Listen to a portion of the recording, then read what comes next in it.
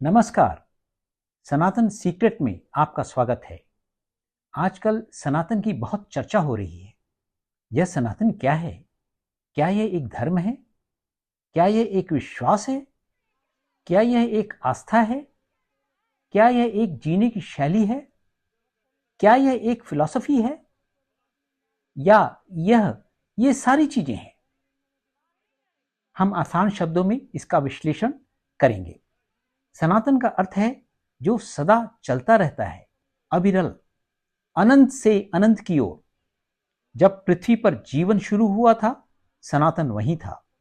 जब पृथ्वी नष्ट हो जाएगी, सनातन वहीं रहेगा, अर्थात प्रलय के बाद भी सनातन रहेगा। विश्व के समाप्त हो जाने पर भी सनातन चलता रहेगा।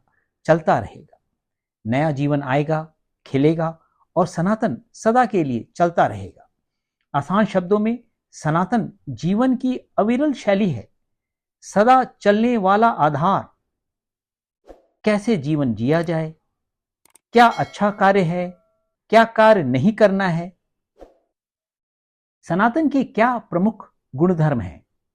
हमारे ऋषियों ने हजारों वर्ष घोर साधना, तपस्या, ध्यान, मंत्र, यज्ञ किए। उन्होंने सनातन के सत्य मूल बिंदुओं को खोजा और उनको वेदों, पुराणों, उपनिषदों में वर्णन किया। ये सत्य बिंदु हमारे धर्म ग्रंथों रामायण, महाभारत, श्रीमद् भगवद गीता, सांख्य शास्त्र और पतंजलि योग सूत्र में भी बताए गए हैं। आज हम सनातन के 3 अविरल सत्य को समझने का प्रयास करते हैं। पहला बिंदु, ईश्वर असंख्य ऊर्जा का अपार स्रोत है। लोग ईश्वर को उनके अनेक भौतिक रूपों में पूजते हैं, लेकिन सबसे आसान रूप है ओम, जिसे उपनिषद में बताया गया है। यदि आप ईश्वर के सारे रूपों को नहीं पूज सकते, मंदिर नहीं जा पाते, तो केवल ओम का जप करें। एक लंबी सांस लें और ओम जपें। जब सांस धीरे धीरे छोड़ें, आवाज पेट से शुरू होकर छाती से फिर मुंह से आनी चाहिए।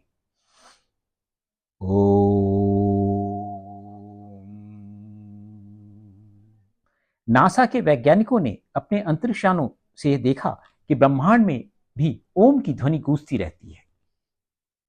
दूसरा बिंदु, ईश्वर असंख्य ऊर्जा का अपार स्रोत है।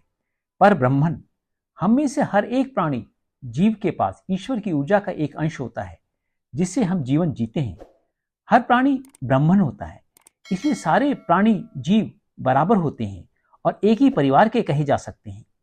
किसी को यह अधिकार नहीं है कि वह दूसरे को छोटा या नीचा समझे, क्योंकि दूसरा